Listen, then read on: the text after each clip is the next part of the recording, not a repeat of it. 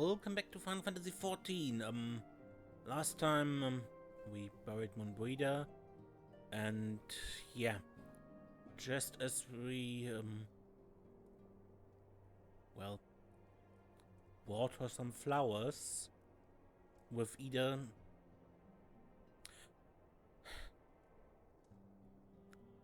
we heard the dragon's cries that the attack on Ishgard has begun. And now we're back in the Rising Stones and have to follow up on that. My apologies for the interruption. I was deeply saddened to learn of Moonbreeder's passing. A loss will be sorely felt. Alas, recent developments in Ishgard leave us little time to mourn. The envoy from Corvus will soon arrive, and we must hasten to hear her report.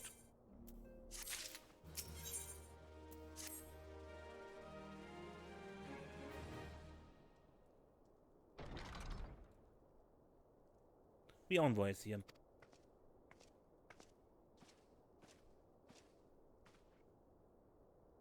I thank you for receiving me at such short notice. Time is of the essence, so I would forego the usual pleasantries if I may. Certainly. You come with news of the Dravanians? Aye, the dragons have begun their attack in earnest. The first wave reached the central highlands a short while ago, and battle was joined soon thereafter. Sir Emmerich himself sallied forth with a contingent of temple knights and several companies of the noble house's finest. Though the beasts were ultimately forced into retreat, our victory, if such it may be called, came at the cost of many of our own.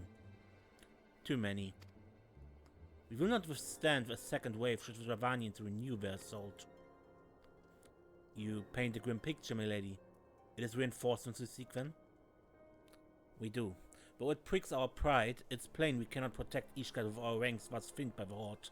So Emmerich would meet with you to discuss the possibility of enlisting your aid. Very well, I shall depart for Corvus at once. I must warn you, however, that the involvement of the Crystal Braves is by no means assured. Our commitment to quelling the unrest in Ul'dah must take precedence. It is with such contingencies in mind that I must make another request. The Scions of the Seventh Dawn are known for sharing close ties with all three of the Grand Companies of Eorzea.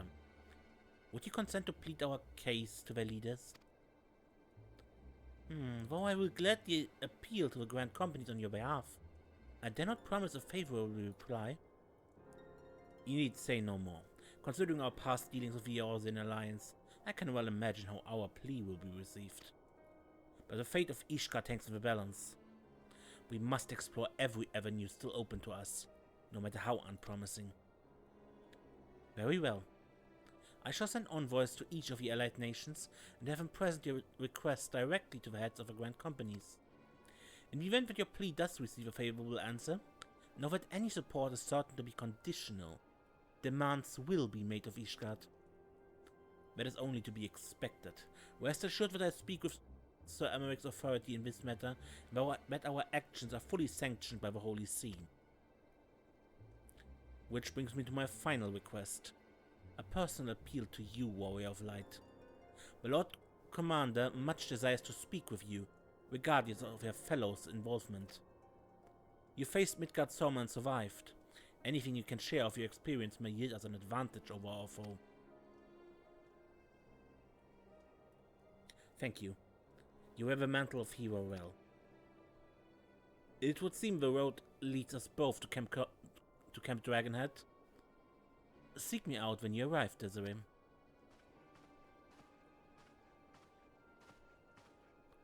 We could also just go together, Alfino, you know?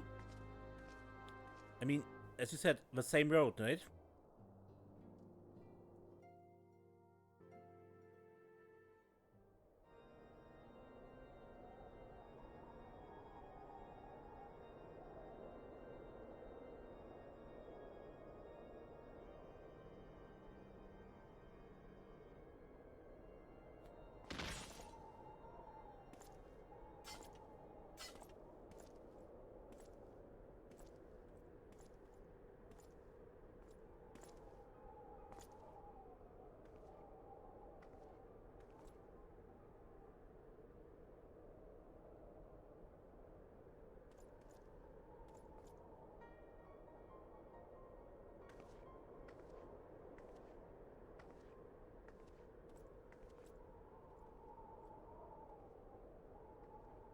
The sons must answer for their father's misdeeds.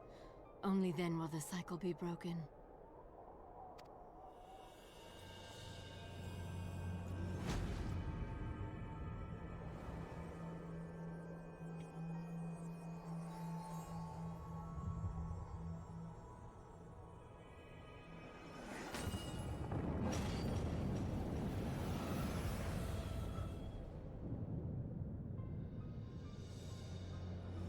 Brothers and sisters of the heavens, we raise our voices and join you in the chorus. The sinner's feeble magics are undone. Come, claim your retribution.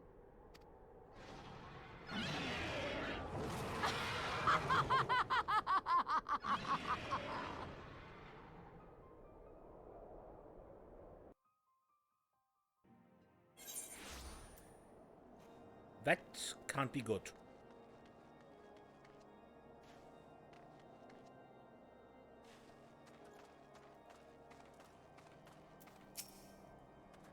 It seems I was so swift that is way. You two, however, have arrived in time with time to spare, for our host has yet to make an appearance. The murmurings about Kemp tells of some man of trouble at the gates of judgment. In the Lord Commander's absence, I suggest we visit the place and find out what's afoot.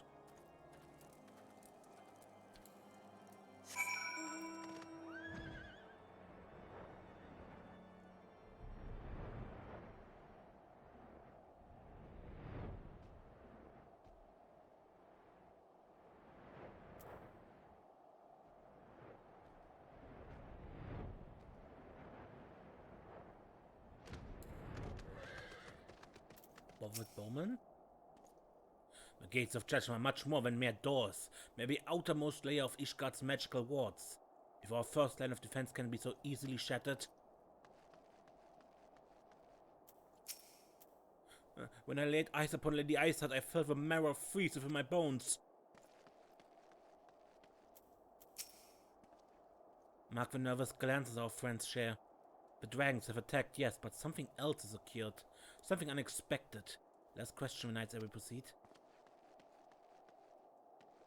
Dyspeptic dragoon? Heretic scum, how dare they meddle with our divine protections? I shall rid our nation of their blasphemy, even if it means cutting them down one by one.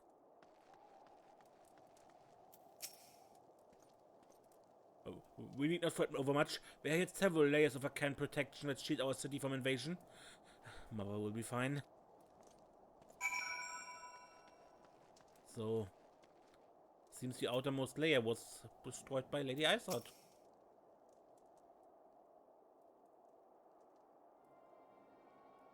It would seem the heretic struck the first and most telling blow against Ishgard. Science, we expected you at Camp Dragonhead. My apologies. We chanced to hear that there had been trouble at the gates. Thought it prudent to investigate the cause. When you have learned of the heretic's treachery, Lady Ishgard led a force of her followers against our defenders that came close enough to dispel the first of our wards. But let us speak more of this back at the camp. Sir Emmerich waits you.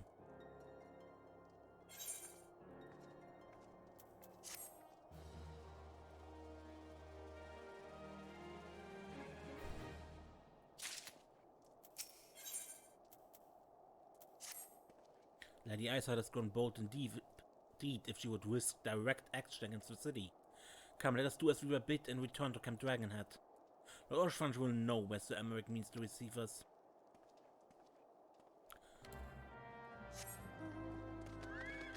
Where we met him last time, probably. That side room.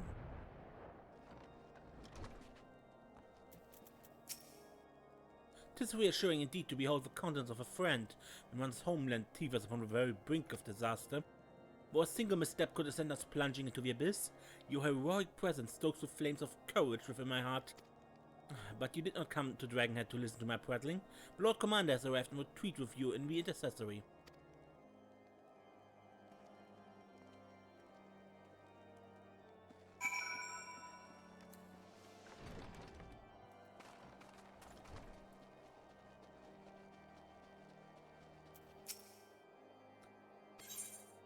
Please show me inside.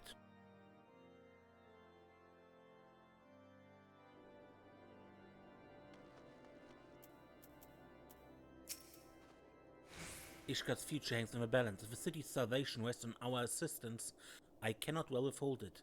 Even so, I mean to make Sir Emmerich sweat for his reinforcements.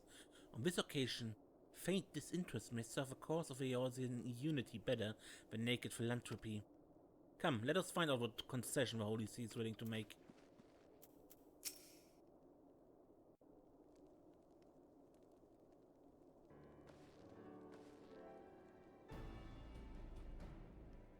I thank you for coming with such haste, and apologize for my absence.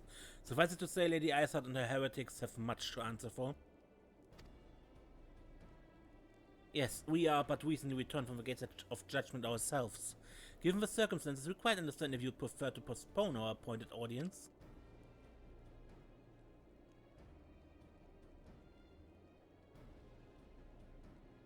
On the contrary, Master Alvino, I think it more important than ever that this meeting take place. Rest assured, I shall return to my post on Ishgard's walls the moment our business is concluded. Before we move on to the subject of reinforcements, however, I would introduce you to a close friend and stalwart ally. Estinian?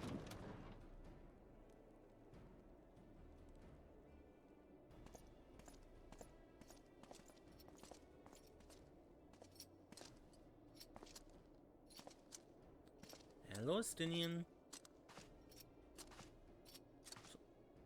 And since Desiree is a dragoon, she already knows the man. May I present to you Ishgard's Azure Dragoon? An impressive title, though I confess I know precious little of the Order of Dragoons.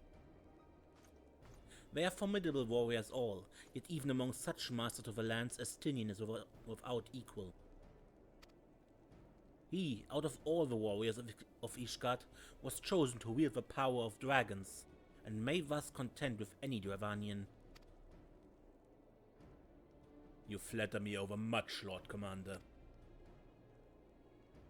If I ever was without equal, I am no longer, as my fellow Azure Dragoon here will attest. Be at ease, Desiree, I did not come to challenge you this day. Well, now that we have all been introduced, let us proceed to the matter at hand. I would share with you what we have learned of Ishgard's design, as confessed by the heretics taken captive after the assault on the gates. It would seem that Lady Ishgard and the Dravanians share a common goal, the reclamation of Nidok's stolen eye. Nidok, one of the 7 great worms. His name features prominently in your nation's history, but once defeated by the hero Haldrath, the beast is said to have terrorized Corva since Ishgard's founding. Aye, many are the scars our walls bear from Nidok's relentless efforts to raise the city. The trophy Haldrath plucked from the blasted worm's skull, known simply as the Eye, is a treasured relic of Ishgard, and one possessed of untold power. Should it ever be returned to Nidok, the dread creature would be restored to the height of his strength, and then no wall or ward we could erect would be stout enough to deny him. My vengeful son hath waged war against Ishgard for 1,000 years. No mortal mind could comprehend the depths of his rancor. The Eye itself is secreted deep within the vault. It's kept under heavy guard, surrounded at all times by men and women who have proven their loyalty to the Holy See. Except it isn't, because Estinian has it with him. At least, that was the last we knew from the Dragoon quest. But those stout walls and sharp blades may suffice to discourage the heretics. But dragons are another matter. They're individuals within the Dravanian horde whom an entire company of knights would labor to repel, to say nothing of Nidok himself. Nor does age rob them of their strength. Through the endless march of years, the dragons endure. Patient, calculating, inexorable. You must understand, these creatures do not share our perception of time. And that is especially true of the great worms. They who spend centuries in slumber only to wake and resume their campaign as if mere hours had passed. It's been 20 years since Nidok last darkened our skies. 20 years for him to gather his strength and for us to bolster our defenses. And now, just as he seems to prime to return, the heretics strike at the gates. You believe that Lady Isaac is in league with a creature then? Of that we cannot be certain, but we know the heretics covered the eye. We have been unable to determine their plans for it. Such questions aside, we must needs address the ragged hole their mistress has seen fit to rent in Ishgard's protections. 'Tis a weakness that Ravanians are not like to leave untested. So it would seem. You have described your plight in admirable detail, Lord Commander. Yet I cannot help but wonder at your candor. Why share such sensitive information with us? I shall speak plainly. Ishgard has need of allies, and I would have you bolster our front lines in readiness of a coming battle against the dragons. This much I expected. Unlike our arrangement concerning the Keeper of the Lake, however, only you stand to benefit from our assistance in this matter. I fail to see why we should intervene in a conflict which concerns only Ishgard and Ravania. When the Eorzean Alliance requested Ishgard's assistance during Operation Archon, you refused. Does it not seem grossly unjust to demand that we now risk our lives in your private war? I make no attempt to defend my country's conduct.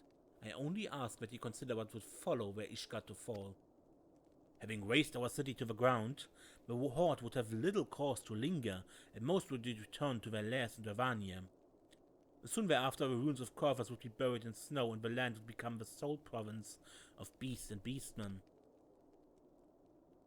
Until the Guardian's arrival, that is. For you may be certain that the Empire would not hesitate to claim Corvus. We would not even have to draw steel.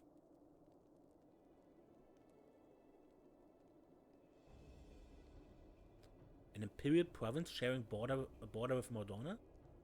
Seven Hells. Very well. We will assist you in repelling the dragons. The roar of a great worm may have shaken the firmament, but we of Eorze will not abandon our Ishgardian brothers to face the coming horde alone. Nor did I ever think you would. Now, upon the matter of a roar, allow me, Sir Emmerich. Through the power of Yah, I have become a vessel of Nidok's strength. His essence has stolen into my very blood. Fear not, I am in full control of my faculties, I assure you, and the eye itself is of no relevance to this tale. It is not essential that I bear it with me wheresoever I go. Its lingering influence does, however, allow me to hear Nidok's voice. When the ram who roared was Nidok, aye. He means to hurl his horde against Danifan's collar and shatter the remaining walls that protect the city. There can be no doubt, the worm has summoned his minions to war.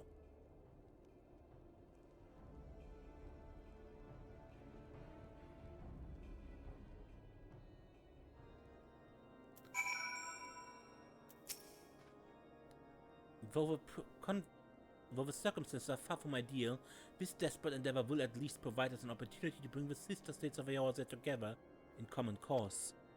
Sir Emmerich was more ruthless in his negotiations than I had anticipated. I suppose one must give no quarter when one's home is at stake. But did you see the look on his face when he formally requested our assistance? Though the Lord Commander has long campaigned for Ishgard to open its gate to outsiders, I suspect the softening of the Holy See's attitude toward foreign cooperation comes as something of a bittersweet victory. The days ahead promise to be interesting indeed.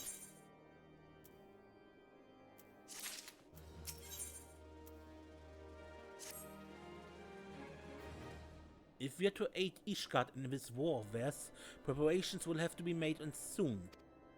Before proceeding, however, we must need to return to the Rising Stones and make our report to the Antecedent.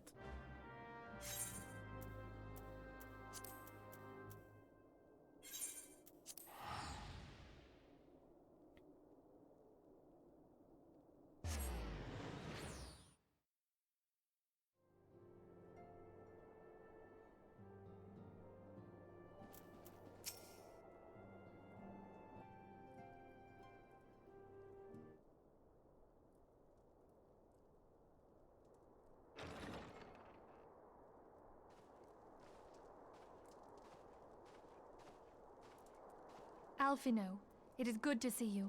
Tell me, what have you learned? Pray summon the others. Everyone must hear my report.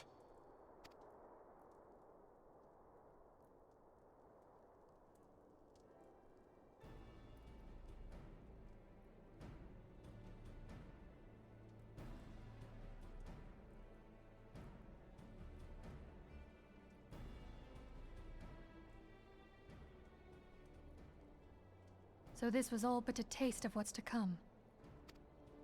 Indeed. The main host advances upon Ishgard as we speak. Whose vaunted defenses have been nullified. Shorn of its wards, the city will bear the full force of Nidhogg's fury. All those people. Alphino is right. The Dravanians cannot be allowed to prevail. If Ishgard falls, all of Eorzea will suffer the consequences. Then you agree that we have no choice but to intervene. For the good of the realm, the Scions of the Seventh Dawn and the Crystal Braves must join the defense of Ishgard. Let there be no ambiguity about what has been proposed. We would be directly intervening in the war. But if all here believe the cause to be just, then to war we shall go.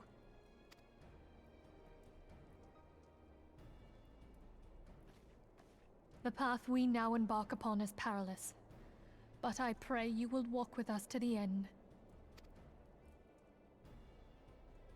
Yes, of course. For those we have lost, for those we can yet save.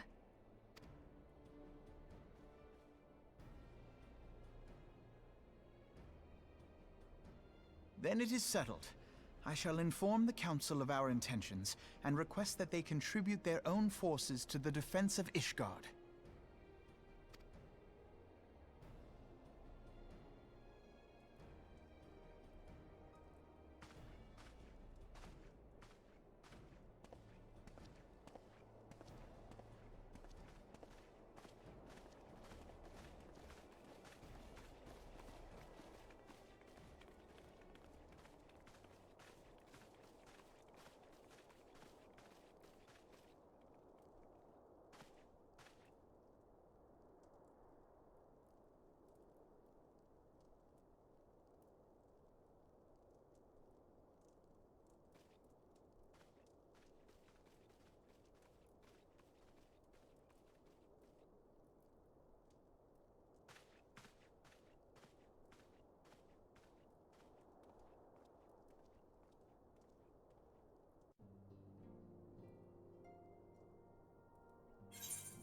That was presented as rather suspicious right now.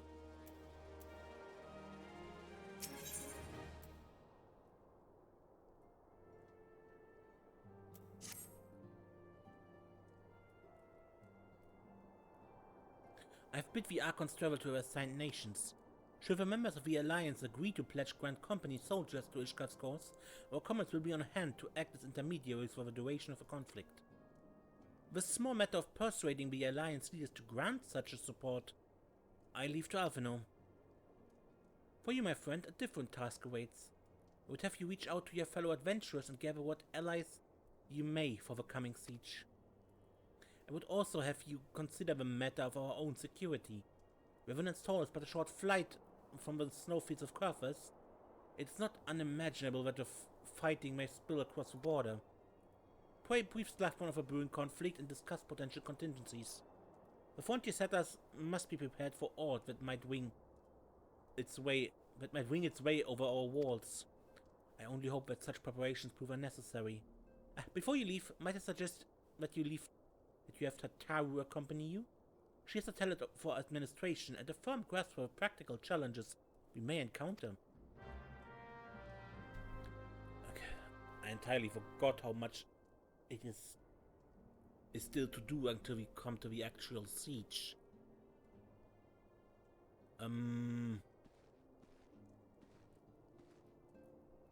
Yeah, I think I end the episode here then, and next time we continue this. Until next time then, I'm Mace and don't get lost.